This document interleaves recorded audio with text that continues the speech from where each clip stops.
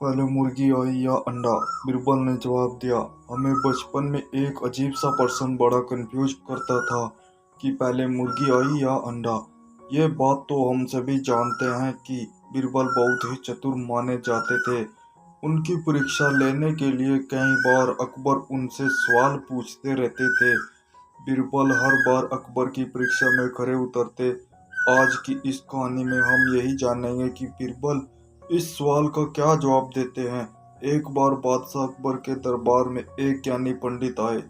बादशाह अकबर से वह अपने कुछ प्रश्नों के उत्तर चाहते थे, लेकिन बादशाह अकबर पंडित के प्रश्नों के उत्तर देने में खुद को सक्षम महसूस नहीं कर रहे थे।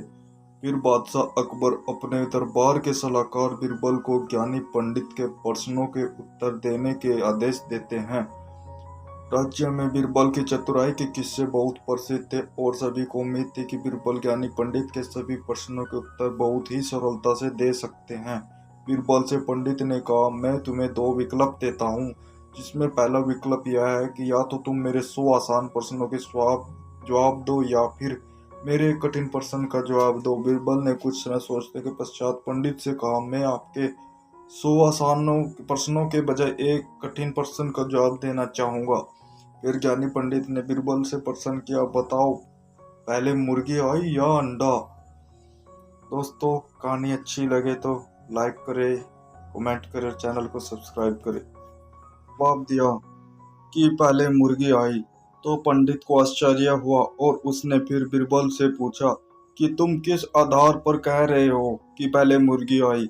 इस पर बिरबल ने हंसते हुए पंडित से कहा कि आपने यह दूसरा प्रश्न मुझसे पूछा है, जबकि आपने मुझे एक कठिन प्रश्न के उत्तर के लिए कहा था। अब बेचारे ज्ञानी पंडित से कुछ बोला नहीं गया। इसके बाद ज्ञानी पंडित बिरबल को कुछ और कहे नहीं पाए और फिर जवाब दिया बिना ही राज दरबार से प्रस्थान कर लिया। बादशाह अकबर ने बिरबल से कहा, तुम इस राज्य के सबसे चतुर व्यक्ति हो। एक बार अकबर अपने दरबार में बैठे थे। अकबर ने बिरबल से कहा, बिरबल जाओ, मुझे इस राज्य के 4 सबसे बड़े मूर्ख ढूंढकर दिखाओ। बिरबल ने कहा, जी हुजूर। बिरबल ने खोज शुरू की।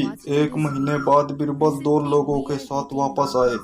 अकबर ने गुस्से में कहा, मैंने 4 मूर्ख लाने को कहा था और तुम सिर्फ 2 लाए। बिरबल ने जवाब दिया, हुजूर लाया हूँ, पेश करने का मौका दिया जाए। अकबर शांत हो गए और बोले, ठीक है। बिरबल ने कहा, हुजूर यह पहला मूर्ख है। इसे मैंने बैलगाड़ी पर बैठकर भी बैग सिर पर ढोते देखा। पूछने पर जवाब मिला कि कहीं बैल का लोड ज्यादा ना हो जाए, इसलिए बैग सिर पर ढो रहा हूँ।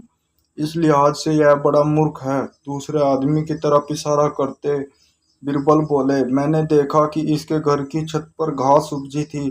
अपनी भैंस को छत पर ले जाकर घास खिला रहा था। मैंने वजह पूछी तो बोला कि घास छत पर जम जाती है तो भैंस को ऊपर लेकर जाता हूँ, उसे खिलाने देता हूँ। हुजूर, यह आदमी घास काट कर नीचे लाकर भैंस को खिलाने की बजाय बेचारी भैंस को ऊपर ले जाकर घास खिलाता है, तो इससे उसकी अकल का साफ अंदाजा लगाया जा सकता है। जहाँ अपना अपने राज्य में इतने काम हैं, मुझे बहुत सारे काम करने हैं, फिर भी मैंने मूर्खों को ढूंढने में महीना बर्बाद कर दिया, तो मैं भी मूर्ख ही हुआ ना।